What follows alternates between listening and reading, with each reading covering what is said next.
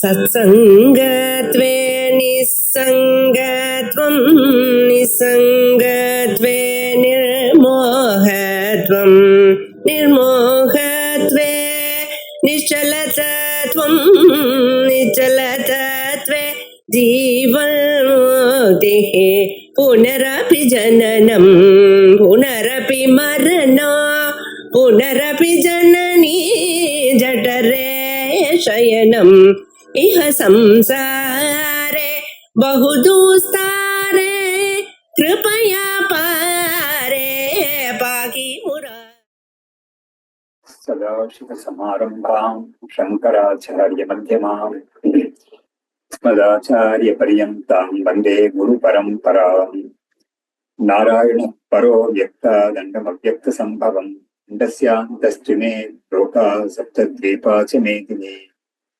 श्रीभगवानुवाच इदं शरीरं कौन्तेय क्षेत्रमित्यभिधीयते एतद्यो वेत्ति तं प्राहुः क्षेत्रज्ञ इति तद्विदः.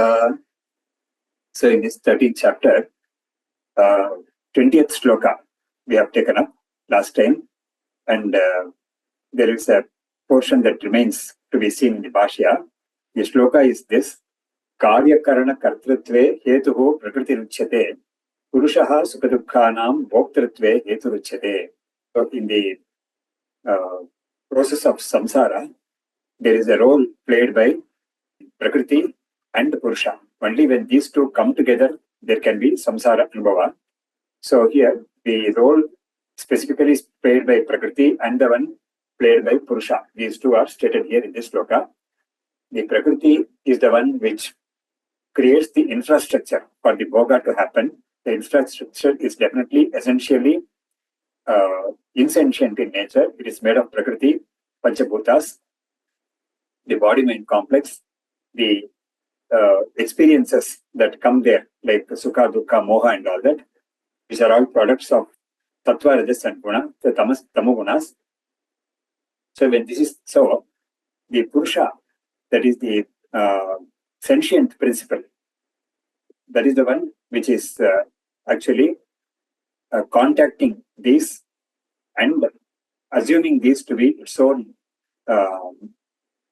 properties and experiences, Sukha, Dukkha and all that.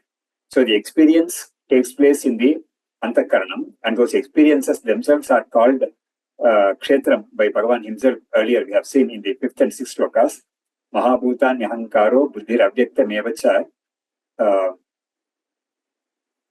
Indriyani Dashaikancha Panchacha Indriya Gocharaha. So this much is the very clearly visible Prakriti products, Panchabhuta products. But then what is very surprising is, or which will be really something very new to people who are not exposed to Vedanta, is in the next sloka. Ichha dvesha sukham dukkam sangataha chetana dhritihi. So he says, Ichha, there is desire, hatred, Sukha, Dukkha, all things which we consider as non-Panchabhutas are also actually classified under Panchabhutas only, that is products of Panchabhutas only. So this is something which is very, very unique.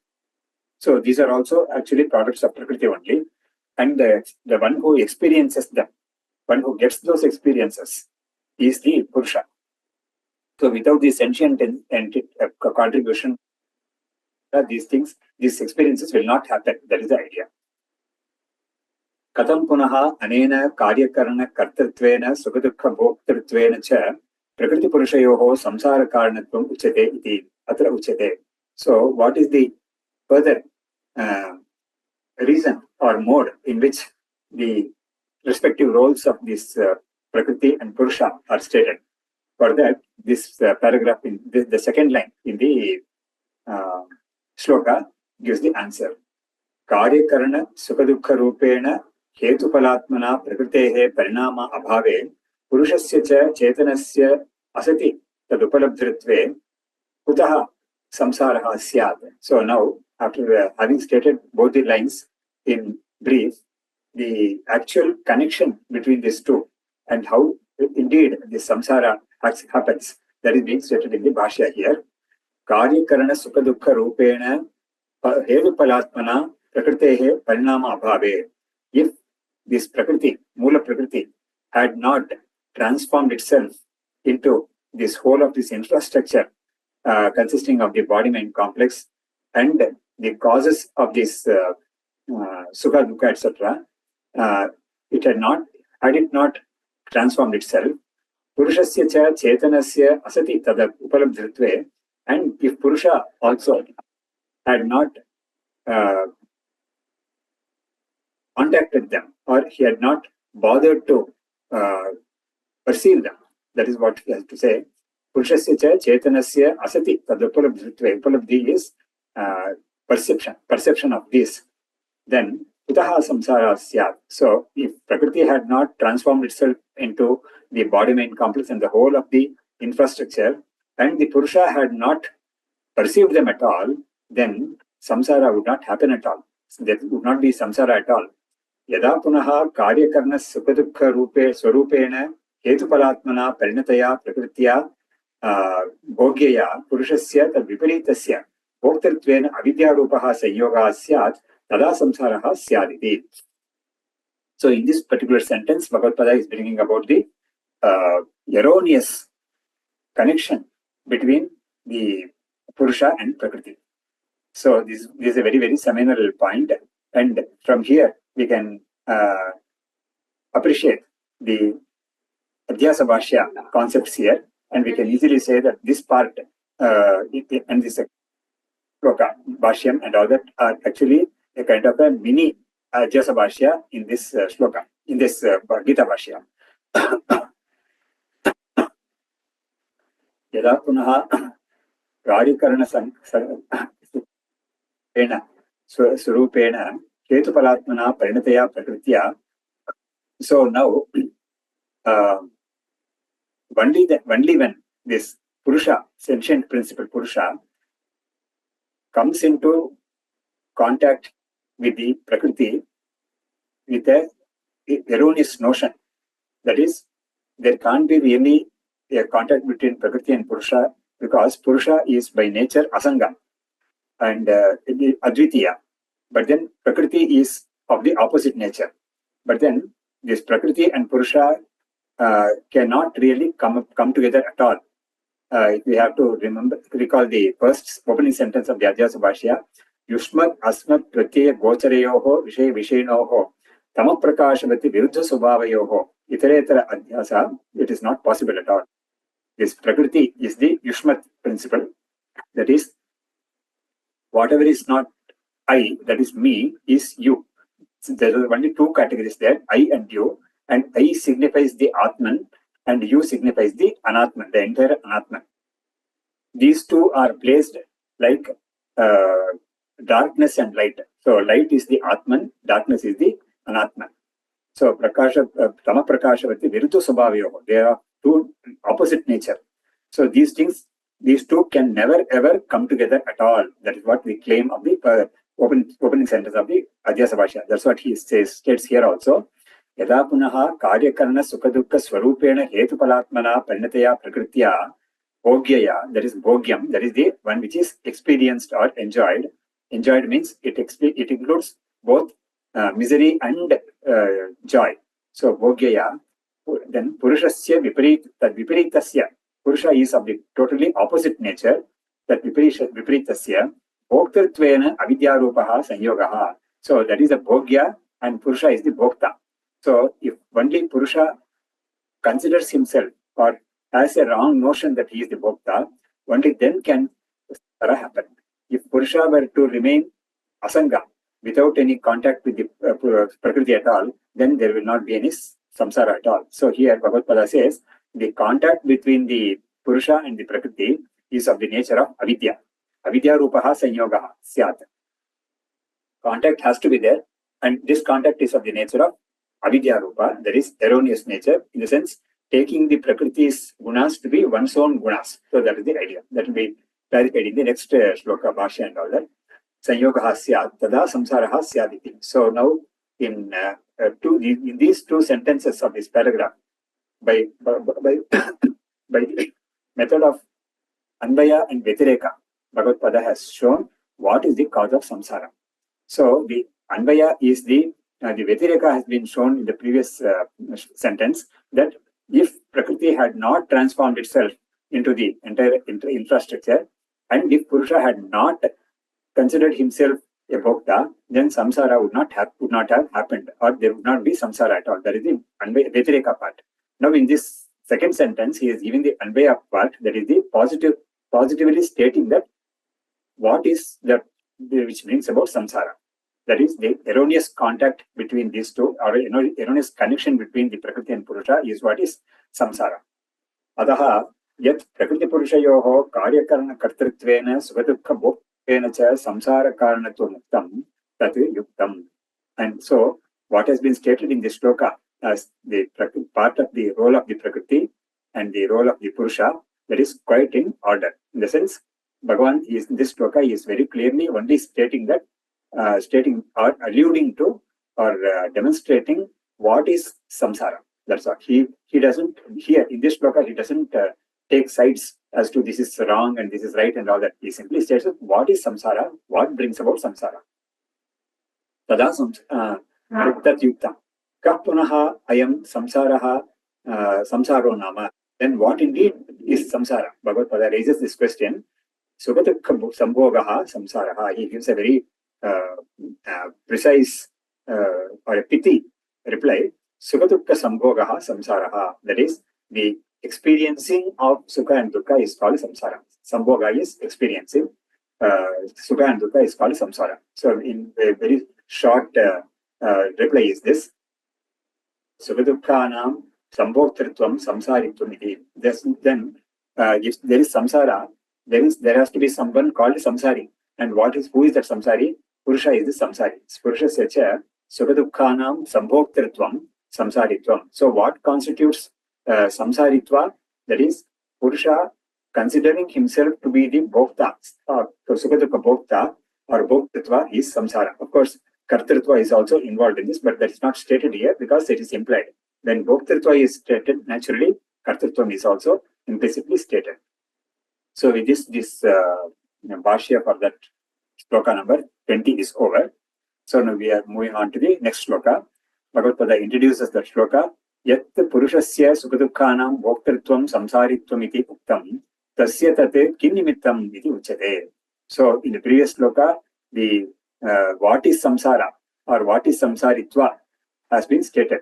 These two have been stated. But then why does this happen? So why does this samsara come about? And why is this Purusha becoming a samsari? So that is being stated here. This is a very crucial one, where actually we see the adhyasa part here. Uchate. Purushaha prakritisto hi bhumte prakritijan gunan karanam gunasangosya sadasad yoni janmasu. So here the statement by Bhagavan is Purushaha prakritisto hi.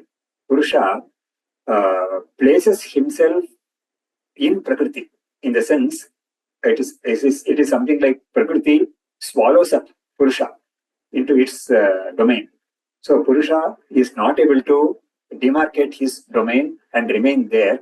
He is unfortunately got mixed up with Prakriti. So Purusha Prakriti stohi bhumte prakritijan gunan. So being in such a miserable situation, Purusha has no other way to experience the products of or the effects of Prakriti. Bhumte prakritijan gunan. The gunas which are products of Prakriti, they are actually experienced by this Purusha because he has found himself or he has placed himself within the bosom of Prakriti. This is the karanam. This is the cause of gunasangaha. This karanam gunasangaha asya sadasad yoni janmasu. So this gunasanga. Gunasanga is this asanga Purusha becomes gunasanga in the sense he contacts or takes upon himself to be endowed with gunas. So gunasangaha asya sadasad yoni janmasu karanam.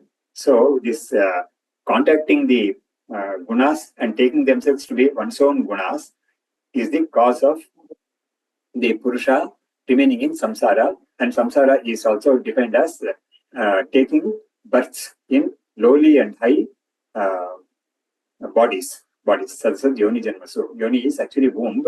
Janma is the Yoni is the species.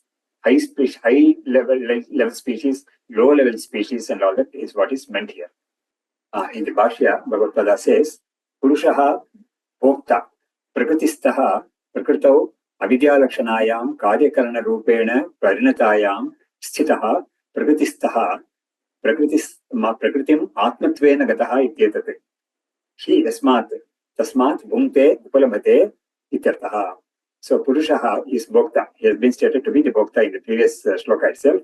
Bhokta in the sense, Purusha is not really a Bhokta. He is actually Shuddha Chaitanyam Brahman itself, Nirguna Brahman. But then it becomes Bhokta because of this contacting the Prakriti and taking the Prakriti's attributes to be one's own attributes. Bhokta, Prakritistaha, the meaning of Prakritistaha is being stated here. Prakritau avidyalakshanaayam karyakarana rupena parinatayam sthitaha prakritistaha. Beautifully, Bhagavad Gita says that Prakriti is actually avidyalakshana. That is, it is of the nature of ignorance. Then that Prakriti takes the form of or evolves into the form of body-mind complex. Karyakarana rupena parinatayam Sthitaha Prakritistaha. So here very clearly it has been stated here by Bhagavad Gita that taking the body-mind complex to be one's own, or identifying oneself with the body-mind complex, and also the attributes of the body-mind complex to be one's own attributes. So there are two things involved here: Dharmi Adhyasa and Dharma Adhyasa. Dharmi is the entity, and Dharma is the attributes of that entity. So first, the Purusha considers himself to be the entity, wrong entity. That is, the body-mind complex is me. Instead of considering or claiming himself to be the Shuddha Chaitanyam, Asanga Nirguna Chaitanyam, Advitiya Chaitanyam, he comes to identify himself as the body-mind complex, that is the Dharmi Adhyasa. And next, immediately comes the Dharma Adhyasa, that is the properties of the body-mind complex, like being born, aging, disease, death, and all that. And mind properties like Sukha, Dukkha, Moha, and all that. All these things are considered being taken as one's own attributes. So, Prakritau Avidyalakshanayam Karyakarana Rupena Parinatayam. Parinata is transformed. The Prakriti has transformed into this, but then the Purusha considers himself to be those. Sthitaha Prakritistaha. And he clarifies, Prakritim Atmatvena Gataha Ityetate. So, he has taken Prakriti to be one's own self. That is, instead of saying that he is the sentient principle, he says that he is this body-mind complex identity. Tasmat, because of this, Bhumte Upalabhate Ityartaha. So Bhumte, there's the word in the shloka, he experiences them. Upalabhate is experiences the gunas of the Prakriti. Prakriti Jan, what of those gunas? He says, Prakriti Jan, Prakrititaha Jatan, Sukha Dukkha Mohakara Abhivyaktan Gunan Sukhi Dukhi Mudaha Panditaha Aham Ityevam. So how does he articulate the association or wrong identification of the Prakriti, that I am Sukhi, I am Dukhi, that is I am miserable, or I am happy, then I am ignorant, Muda, and I am someone learned and all that. So all these things belong to the Prakriti only. So he is taking himself to be Sukhi, Dukhi, Mudaha, Panditaha. So Prakritijan, Gunan, Prakrititaha, Jatan, Sukadakka, Mohakara, Abhivyaktan. So Jatan means it is not born, it is something which is manifesting itself as Sukha, Dukkha, Moha, and all that. Prakriti is manifesting itself as this. Then Satyamapi Avidyayam, Sukadakka Moheshu, Guneshu, Ujjamaneshu, Yaha Sangaha, Atmabhavaha, Samsarasya Saha Pradhanam Karanam Janmanaha Yah Saha Yatha Kamo Bhavati Ityadi Shrutehe. Satyamapi Avidyayam. Then when Avidya is there, that is when Avidya is ruling those, Sukadukka Moheshu, Guneshu, Vujamaneshu, Yaha Sangaha. That is the Sukha, Dukkha, Moha, and all that are the gunas, which are the ones which are experienced. Vujamana, that is the Bhogya Varga. Vujamaneshu, Yaha Sangaha, that is the association or wrong identification with these, that is Sukha, Dukkha, Moha, and all that. That is the Bhogya-vastu, Atma-bhavaha, that is, I am this, that is, I am, mine are these properties, and I am this. So this I and mine, ahamidam, mamedam iti, naisargikoyam loka vyavaharaha, that is the sentence in the Adhyasa Bhashya. So that is being stated here. Yaha sangaha, Atma-bhavaha, samsarasya saha pradhanam karanam janmanaha. So this identification with this is the root cause of samsara. Samsara means being born. Janmanaha. So one meaning of samsara is being born. Other meanings will be after taking birth, experiencing those effects of the properties of the Prakriti. For that, Bhagavad Pada is giving a Brihadaranyaka Shruti citation. Saha yatha kamo bhavati tat kratar bhavati. A person's actions are defined by the person's attitude. This is what is exactly meant by this part. Saha yatha kamo bhavati. So whatever desires he might be having or whatever goals he might be setting for himself, he executes them. He puts them into practice. In the sense, he actualizes them. So yatha kamo bhavati tat kratur bhavati. So whatever desires he might be having, he seeks to put them into practice. In the sense, he seeks to actualize them by performing that appropriate karma to achieve those goals. So, say yatha kamo bhavati tat kratur bhavati yadi shrutehe. Tadetadaha karanam hetuhu gunasangaha guneshu sangaha asya purushasya bhoktuhu sadasadyoni janmasu satyascha asatyascha yonayaha sadasadyonayaha tasu sadasadyonishu janmani sadasadyoni janmani eshu sadasadyoni janmasu vishayabhuteshu karanam gunasangaha. So this is being stated in the second line of the shloka. Karanam hetuho, that is the contacting or the identification with the Prakriti and its properties, in essentially the body-mind complex and the properties of the body-mind complex. That's what is meant by the first line. So that is the cause for the jiva to be continuing in samsara. So tadetadaha karanam hetuhu gunasangaha guneshu sangaha. The gunasanga is the identification with the gunas. Asya purushasya bhoktuhu sadasadyoni janmasu. So this is the cause of this purusha taking various kinds of births. Then these births are classified into sadyoni and asadyoni. Satyascha asatyascha yonayaha sadasadyonayaha. Here sat and asat does not mean real and unreal. It means superior and inferior. Sadyoni and asadyoni. Like sadguna and asadguna, that kind of thing. Satyascha asatyascha yonayaha sadasadyonayaha tasu sadasadyonishu janmani sadasadyoni janmani teshu sadasadyoni janmasu vishayabhuteshu karanam gunasangaha. Here Bhagavad Pada very cleverly introduces one adjective for this bodies, that is the births. Births means these bodies, sadyoni and asadyoni, superior birth and inferior birth. It means superior bodies and inferior bodies.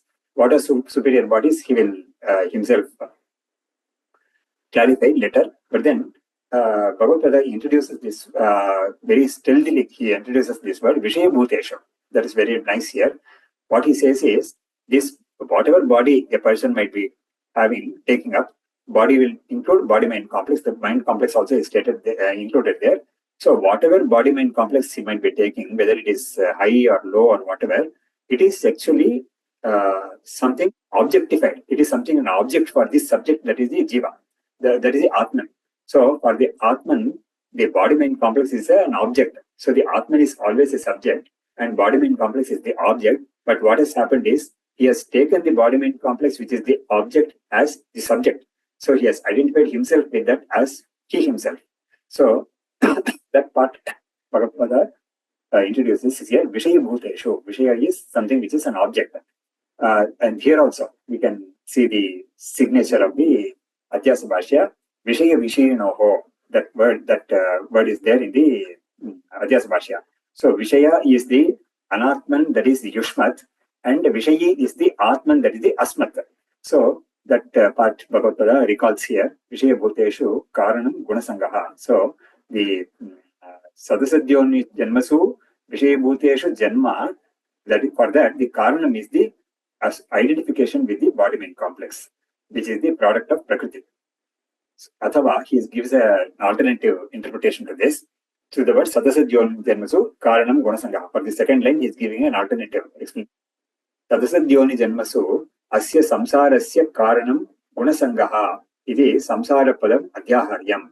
So in second line can be taken to be meaning that the jivas experiencing samsara in the high bodies and low bodies, for that the reason is the gunasangaha, that is the association or identification with the body mind complex, or taking the body mind complex to be one's own or oneself. So Sadhyoneyaha, now he is giving the clarification for what is Sadhyoni and what is Asadhyoni. Sadhyoneyaha Devadi Yoneyaha, that is superhuman, above human. The birds like Gandharva, Deva, Indra, Brahma, Kinnara, there are so many categories which are stated in the Puranas and all that. They are all heavenly residents of the other higher lokas, not this human loka. So Sadhyoneyaha Devadi Yoneyaha, Asadhyoneyaha Pashwadi Yoneyaha. So the Asadhyonis will be subhuman bodies like animals, plants, insects, worms and all that, micro organisms and all that. So Asadhyoneyaha Pashwadi Yoneyaha. Samarthyati Sadasadhyoneyaha Manishyayoneyopi Aviruddhaha Drashtavyaha. So when these two categories can be stated very clearly, what is not stated openly or explicitly is the human body. And according to the Shastra, a person or a jiva comes to become superhuman or the Devadi Yoni. He gets the Devadi Yoni because of his immense punya. If punya is overwhelming, then of a very high order, then quantum, then he gets the superhuman bodies. And if this papa is of very high order, that is high in the proportion of his punya and papa. If papa is more, then he gets these bodies like some human bodies like Pashu, Pakshi and all that, plants and all that. But then Shastra says that almost an equal proportion of this punya and papa will result in the human body. That's what is stated here. Samarthyate Sadsadhyonyaha Manishyayoneyopi Aviruddhaha Drashtavyaha. So the Atman, when it takes upon itself as the body-mind complex, then it results in the Atman taking up any of these bodies according to its karma. That's what this sloka conveys. So here we will end this session. Narayana paro vyakta dandam avyakta sambhavam andasyantastrime loka saptadvipa cha medini Shastram sharirami mamsa devastu parameshwaraha acharya Shankaracharya santume janma janmani vidya sampannam vitaragam vivekinam vande vedanta tattvajnam vidushekara bharati.